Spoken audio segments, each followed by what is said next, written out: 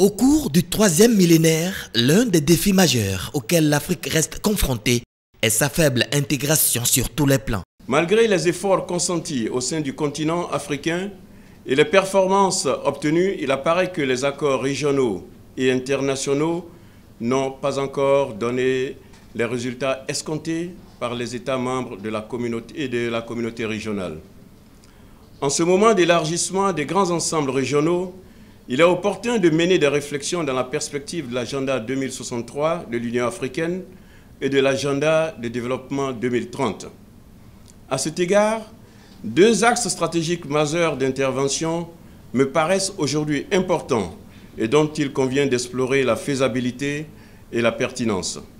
Il s'agit de la densification des infrastructures intégratrices et de transformation inclusive, et d'autre part, de la concrétisation d'un partenariat africain de type nouveau. Le Bénin, par ailleurs, croit déjà à l'intégration. Depuis le 2 avril 2018, tous les autres citoyens du monde peuvent venir au Bénin avec un visa obtenu sur Internet, avec un visa online, pour entrer dans ce pays. Dans cette marche vers l'intégration de ces peuples, la partie occidentale du continent, très riche en matières premières et autres, doit accélérer sa cadence d'industrialisation. L'Afrique de l'Ouest a en son sein les premiers producteurs africains de pétrole et de coton, le premier producteur mondial de cacao, les producteurs majeurs de fer, d'or, de bauxite, de diamants. Elle est dotée des ressources hydriques, des potentialités agricoles et énergétiques. En outre, avec une proportion de près de 60% de sa population âgée de moins de 35 ans, elle a l'opportunité de s'investir pour bénéficier du dividende démographique.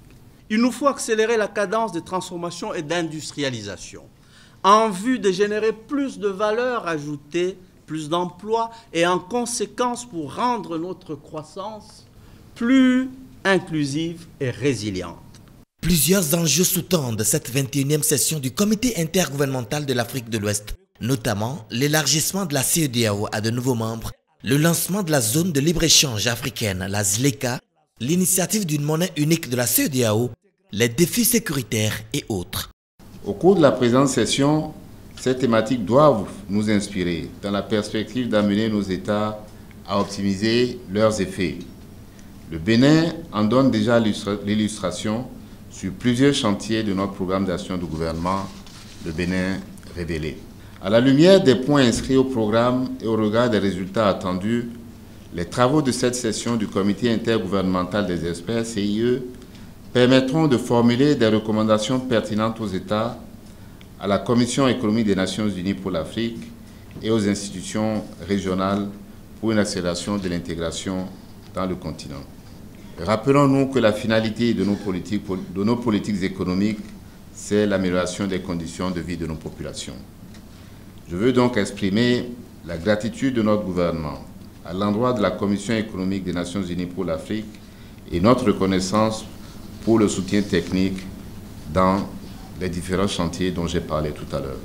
Intégration régionale en Afrique de l'Ouest, défis et perspectives. C'est le thème de cette session organisée à Cotonou.